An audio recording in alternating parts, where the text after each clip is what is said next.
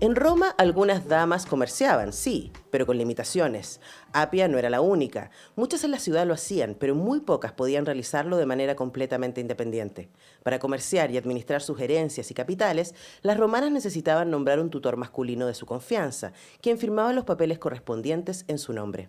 Como a estos hombres, ellas les pagaban con dinero de su propio peculio. El sexo femenino lograba así una precaria libertad encubierta bajo la figura de un tutor que actuaba a su petición. En definitiva, un títere pago. Hecha la ley, echará también la trampa, porque si había un impedimento, ellas buscaban la solución. Se trataba de un subterfugio sencillo para la clase alta, pero la romana humilde aún tenía mucho por qué pelear. En otros aspectos, sin embargo, las mujeres sencillas gozaban de más libertades que las aristocráticas, porque al tener que ganarse el pan fregando, cocinando, podían salir a la calle vestidas como quisieran, en el momento que lo desearan y sin damas de compañía, como se le exigía a la romana distinguida. Cada clase social contaba con ventajas y desventajas, pero la mujer siempre se las ingeniaba para lograr una pizca de libertad dentro de la legalidad inventada por el sexo masculino. Con ese párrafo queda más o menos instalado el mundo en donde Apia va a tener que vérselas para poder encontrar su libertad y su independencia. En un mundo, por supuesto, que no está pensado para mujeres. Estamos con la destacada escritora argentina Viviana Rivero, quien es autora de un montón largo de libros. Voy a decir Una luz fuerte y brillante, El alma de las flores, Los colores de la felicidad, La música del destino, La magia de la vida, Secreto bien guardado. Un montón de libros. Así que tremendo honor poder recibirte acá, Viviana. Muchas gracias por venir a la radio. Muchas gracias a ustedes por invitarme. Y bueno, te escuchaba leer y a veces yo me olvido de lo que escribo, ¿no? Digo, ay, está interesante eso de las mujeres. Las mujeres en esa Roma antigua que parece tan lejana, pero sin embargo cuando yo estaba investigando descubría que sufrían y adolecían de ciertas cosas que sufre la mujer actual. Es como que la mujer siempre ha sido mujer, no importa la época. Sí. Sí, sí, ¿no? sí. Bueno, de hecho, conversábamos fuera de micrófono con Viviana que su literatura se ha dedicado a viajar por el tiempo, básicamente haciéndose esa pregunta, ¿no? ¿Cómo es que vivían las mujeres en esa época en particular y cuáles eran sus posibilidades y limitaciones? Siendo así, llevando tantos años y tantos libros a cuestas, ¿qué sientes tú? Luego vamos a entrar a Apia en particular. Sí. ¿Qué sientes tú que tiene en común esos relatos de mujeres en distintas épocas y lugares? Bueno, para mí como escritora de novela histórica es muy atractivo traer, había 100 mujeres que hacían lo mismo, pero había una de esas 100 que lo hacía distinto.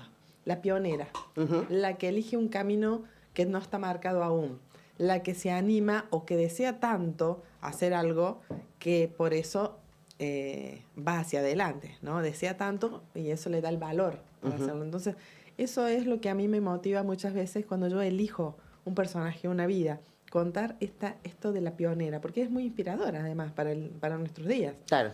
En este libro, por ejemplo, cuando descubro un dato que era que en Roma la mujer no tenía capacidad jurídica, o sea, era una eterna niña, siempre dependía de un hombre, ya sea del padre, del marido, de un hijo, de un tutor, siempre tenía que depender de un hombre para hacer algún acto jurídico. Sin embargo, las mujeres habían fundado un banco que lo manejaban las mujeres y se beneficiaban solo las mujeres. Era un banco completamente fuera de la legalidad, porque las mujeres no podían manejar plata, supuestamente no tenían capacidad jurídica, no podían manejar dinero. Y ellas prestaban una suma a otra mujer, por ejemplo, $1.000.000, con una garantía irrisoria que eran unos aretes. Entonces prestaban el dinero. Y si la que recibía el dinero no lo devolvía, la otra no tenía dónde ir a quejarse, porque funcionaba el banco fuera de la legalidad. Cuando yo descubro eso en la investigación me pareció fantástico. Hay esa historia y varias de este tipo, y quise que fueran el libro, porque es como que la mujer, no importa la época, siempre estaba tratando de ir más allá del límite. Y también se encontraba con la sororidad, con la solidaridad de otras mujeres, sí. que le ayudaban, y eso sigue siendo muy real. En el caso de Apia de Roma, nos encontramos con esta historia a dos tiempos. Conocemos a Apia cuando tiene 14 años, cuando está por cumplir 14 años. Su papá es un senador romano, pero acaban de matar al emperador, y por lo tanto está la revuelta ahí con la política. Acaban de matar a Julio César. Julio César, bueno, pensemos que Roma estaba gobernado era una república, lo gobernaban los senadores, pero los senadores eran muchos, empezaban a tener miedo de Julio César, de que se volviera un dictador, porque él venía de triunfo en triunfo, militares, ¿no? Triunfos militares. Entonces deciden matarlo, lo asesinan en el Senado. Todos le clavan un puñal, no es uno solo o un solo puñal, muchos puñales le dan muerte en el Senado. Y entre todos esos hombres que estaban allí, había algunos que eso los tomó de sorpresa, no estaban en el grupo que lo agredió. Y ahí está el Papa de Apia. El Papa de Apia escapa cuando ve eso y se va corriendo a su casa, que él vivía en las casas lindas, que era la parte alta de... Aparte alta de la ciudad, casi en todas las ciudades, ¿no? Sí, Y también en el Roma. Palatino, el famoso Palatino que todavía existe. Se va allí y dice, ahora me van a matar a mí, porque yo vi cómo lo mataron a él. Y no era parte del complot. No era parte del complot, me van a matar a mí. Cuando llega corriendo, la ve a su esposa en la casa y sabe que está enferma hace un tiempo su esposa. Y dice, ¿y si a mi esposa le pasa algo? Y a mí me matan, ¿qué va a hacer de mi hija? Entonces ahí es que decide casar a Apia, que tenía solo 14 años. Pero la mujer en Roma la podían casar desde los 12, pero era común casarla a las 16, 17. O sea, no era el plan, no era el plan. No. Y de hecho no era el plan que Apia tenía en la cabeza. Esto es muy importante para poder entender todo lo que va a suceder después, porque Apia era una mujer de su clase, era una mujer que a las mujeres de su clase se les permitía estudiar, pero sobre todo literatura y historia. Y Apia era muy buena para las matemáticas. Sí, entonces vemos ahí en la escena que es muy fascinante. Y por eso es que a ella le gustan los números, le gusta la matemática. Y ella, cuando la casen, con este hombre que es mayor que ella, va a empezar a querer ayudarlo en los negocios. Que es comerciante. Sí, él no va a querer. Pero van a pasar ciertas cosas que Apia va a terminar inmersa en esos números que tiene el marido y lo va a ayudar. Por eso cuando Apia queda viuda, porque así empieza el libro, la primera página es Apia de 23 años y su esclava tocándole, ama, despierte, su marido ha muerto.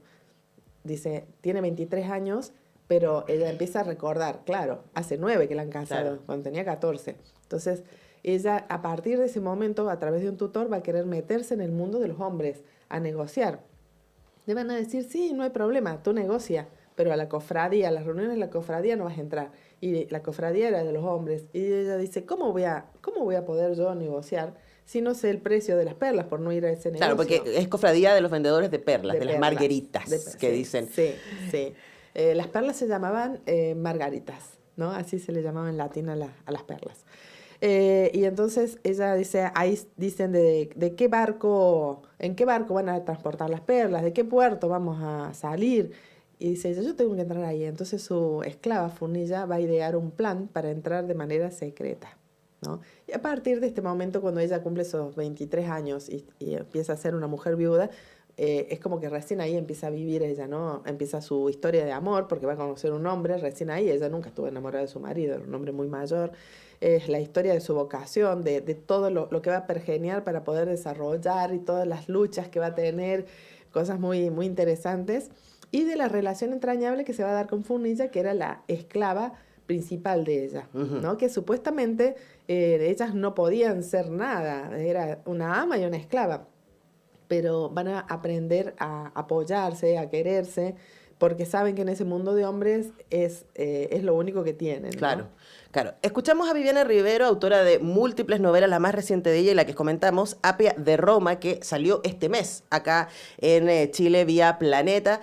Y bueno, ahí se quedaron más o menos con el inicio de la novela. Eso que nos cuenta Viviana son más o menos las primeras 100 páginas de las novelas, que no sé, más de 600. Menos, hemos contado unas 50, 40, ¿no? Un poquito, sí, muy poquito. Sí. Porque hay un montón de cosas que pasan, bueno, y esto de ir contando a doble tiempo nos permite entender cómo Apia llegó a ser la mujer que conocemos a los 23 años, ¿no? Y hay varias cosas que yo quisiera detenerme y la primera de ellas tiene que ver con la investigación, Viviana, porque meterse a escribir novela histórica es una cantidad de detalles y tú te detienes mucho en los materiales con los que se vestían, las cosas con las que comían, de qué están hechos los muebles, de cómo son las casas, ¿cierto? Cómo son las calles. Era parte de poder transportar al lector, porque es fácil a veces transportar al lector. Yo he escrito libros de la Guerra Civil Española en 1936. Bueno, tú describes un poquito y ya se hace a la idea. El lector alguna película ha visto, alguna foto antigua ahí en la casa de 1936, pero de Roma antigua necesitaba que el lector se sienta que vivía en Roma. Necesitaba contarle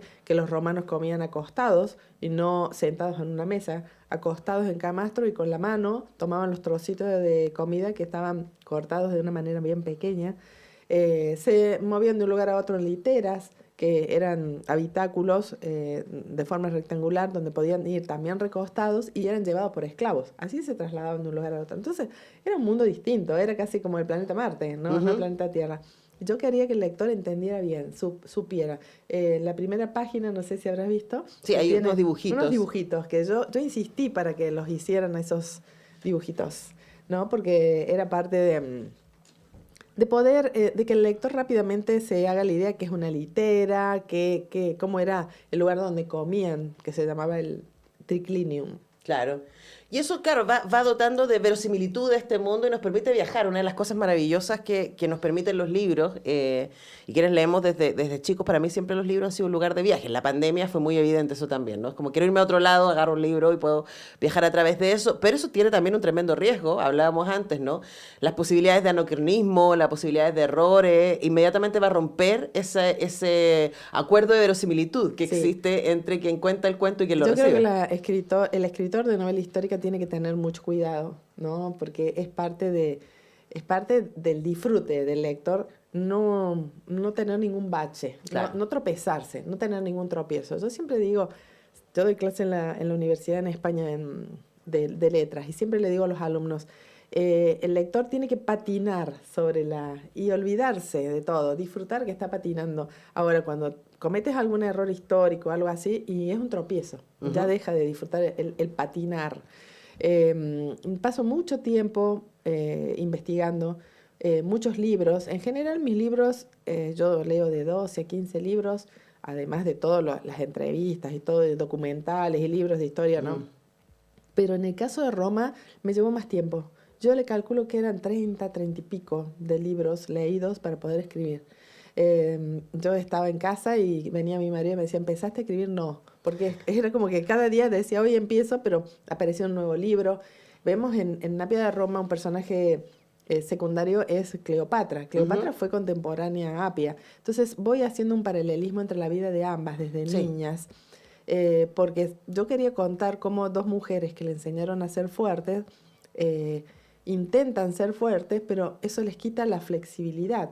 Y al ser inflexible no disfrutan de la vida porque no sienten nada malo, pero tampoco nada bueno. Entonces Apia en algún momento de su vida va a lograr ser flexible, pero Cleopatra no. Y lo que voy mostrando es a dónde las lleva. Claro, ¿no? claro. Dicen que las personas más longevas del planeta son las más flexibles. Entonces, ¿cuál es el destino de alguien muy inflexible y cuál es el destino de alguien flexible? Todo lo que lean en este libro acerca de Cleopatra es verdad, es verídico. Es real, lo he estudiado muchísimo, de muchos libros, para saber cómo la educaron de pequeña, empezar con Cleopatra desde pequeña, cómo la educaron. Cleopatra sabía hablar 7 idiomas, sabía sabía tácticas, seducir, tenía clases de seducción, claro. Le enseñaban, no tenía una educación mojigata, le enseñaban que el sexo, el poder seducir a un hombre, era parte del poder que ella tenía. Entonces le mostraban cómo era mostrar un brazo, mostrar un escote. Y usó todo esto, ¿no? Cleopatra, pero además era muy preparada. Me llamó la atención, Viviana, también que esa lección, ¿no? Que uno podría pensar, Cleopatra ya está instalado en nuestro imaginario, hay un poder inmediatamente, uno podría, por supuesto, hay muchos libros y uno podría decir, pero qué interesante meterse en la vida de Cleopatra, pero tú la hayas dejado como un espejo de Apia. Pero nosotros seguimos a Apia. Me pareció súper interesante esa lección tuya. Y en algún momento la vida de ambas se van a cruzar. Por los hombres que tiene cada una, ¿no? O sea, Apia va a tener una relación con un hombre que va a conocer y bueno, Cleopatra va a estar con Marco Antonio. También van a conocer en este libro la historia de amor de Cleopatra con Marco Antonio y los hombres de ella se van a cruzar. Entonces ellas también se van a cruzar.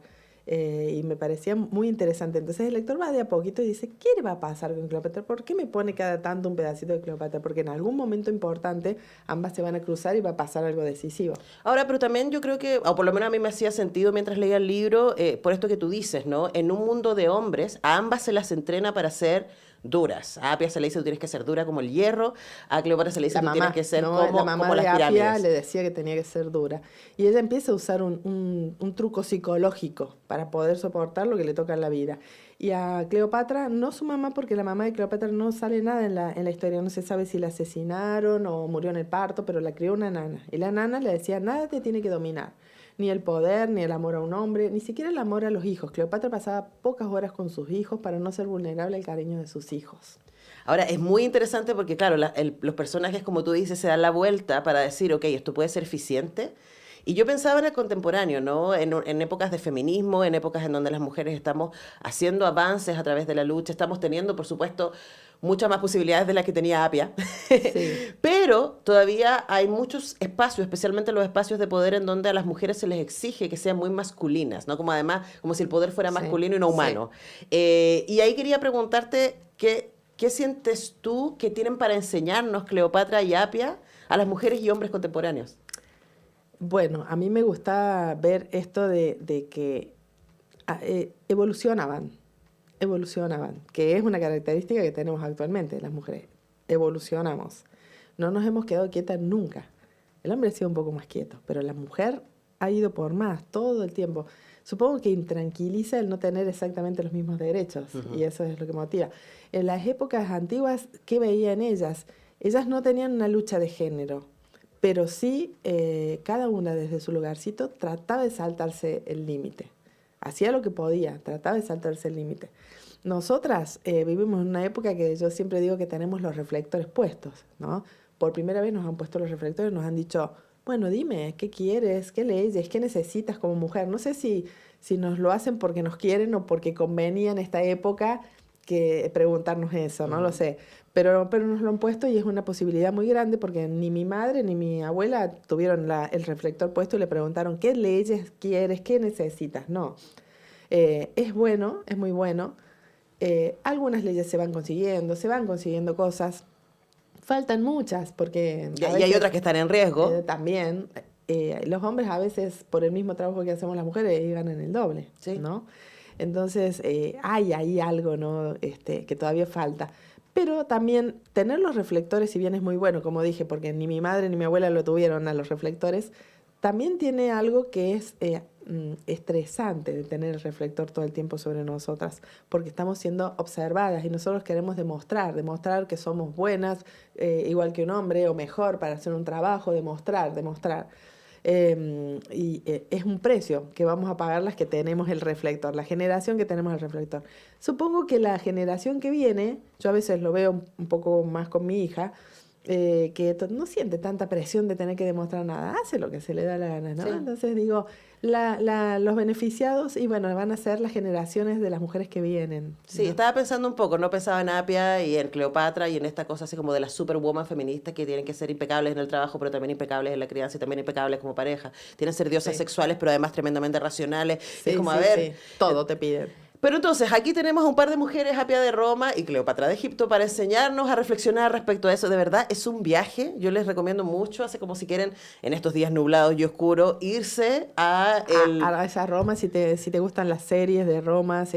He tratado de que el lector sienta que camine por esas callecitas, ¿no? Que se sienta a comer, que lea los grafitis de las paredes. Sí, bueno, le vamos a contar a la gente que nos escucha, ¿no? El romano era muy dado a escribir grafitis en las paredes, ¿no? Y le gustaba poner desde lo personal, que era cuando estaba enojado con alguno, Salvio no paga las deudas. Y también lo político, la corona le queda grande a Octavio, ¿no? Estamos justo en esa pelea. Sí. Pero bueno, hay muchas razones para leer Apia de Roma, de Viviana Rivero, que nos ha acompañado esta mañana acá en la radio. Muchas gracias, Viviana, por la visita. Gracias a ti, ha sido un gusto conversar de Roma. Sí, de historia, de mujeres, qué cosa más maravillosa hay cuando se cruzan. Tengo que decir algo, no sé, que es la presentación mañana. Por favor, dejemos a todo el mundo. Hoy día es la presentación. Sí, ¿Dónde? ¿A qué hora? En el Espacio Literario Ñuñoa, que está ahí en Plaza Ñuñoa, exactamente en Plaza Ñuñoa, un lugar precioso, rodeado de libros. A las 18 horas. Y yo siempre digo que no solo invito a los que les gustan las novelas históricas, sino también a los profesoras de historia, a los que tienen ganas de que hablemos de estas cosas. Sé que hay muchos fans de Roma Antigua, ¿no? Entonces yo los espero y vamos a estar charlando en el Espacio Literario de Ñuñoa a las 18 horas. Perfecto. Hoy, 6 de la tarde, ahí ya lo saben, en Plaza Ñuñoa, un estupendo lugar, bello, para que vayan en el Espacio Literario Ñuñoa a acompañar a Viviana Rivero en la presentación de Apia de Roma. Nosotros tenemos que dejarla ir a la pausa y ya regresamos.